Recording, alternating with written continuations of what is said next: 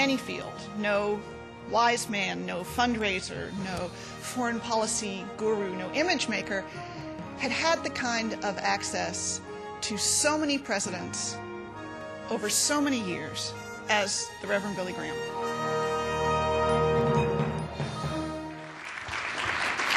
Thank you, George. It is such a pleasure for us to be here physically, having spent so much time here virtually over the course of working on this book. The Miller Center is such an invaluable resource to anyone inquiring into the private presidency, into the offstage meetings and the off-guard moments.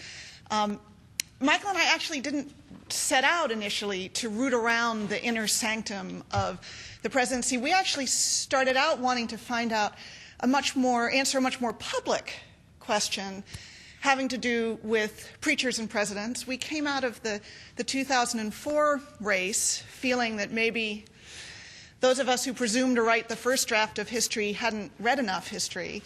And we wanted to look back and understand better how it was that we had gotten to the point that we had in this eternal conversation in this country about the intersections of faith and power. And that took us to a very obvious place, the White House visitor logs, which show that no one in any field, no wise man, no fundraiser, no foreign policy guru, no image maker, had had the kind of access to so many presidents over so many years as the Reverend Billy Graham.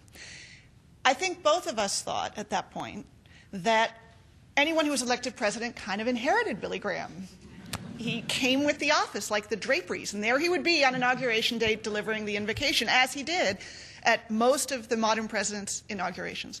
So what shocked us was that the public story about the public intersection of presidents and preachers and faith and power that we set out to tell told out not to be as interesting as the private one that we discovered in the course of talking to all the living presidents, their families, their aides, and rooting around the libraries and the resources of centers like this. For one thing, it was shocking to discover for us that 50 years ago, more than 50 years ago, by the early 1950s, Billy Graham was already friends with the Nixons, the Johnsons, the Eisenhowers, the Bush family, the Reagans. These friendships went back decades before the men, or perhaps one day women, ended up in the Oval Office. We actually found in the bowels of the Time magazine archives a wonderful little dispatch from the Los Angeles bureau chief in 1952, alerting his editors in New York to the rumors in Hollywood about the studios thinking it would be a good idea to make a big movie about this hot young evangelist Billy Graham that would star Ronald Reagan.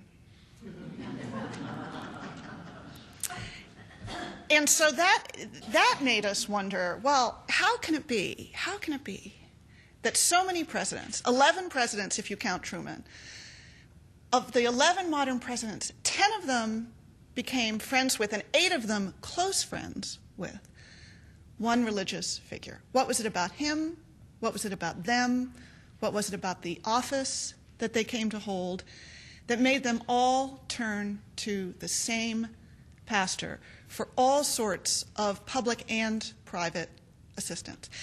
And of course, it turns out that the most important of all of these encounters, of which there were hundreds over the years, whether golf games or weekends at Camp David or at Kennebunkport or at Johnson's Ranch, of all of these encounters with the first families, the most important was probably the first one, which went by far the worst.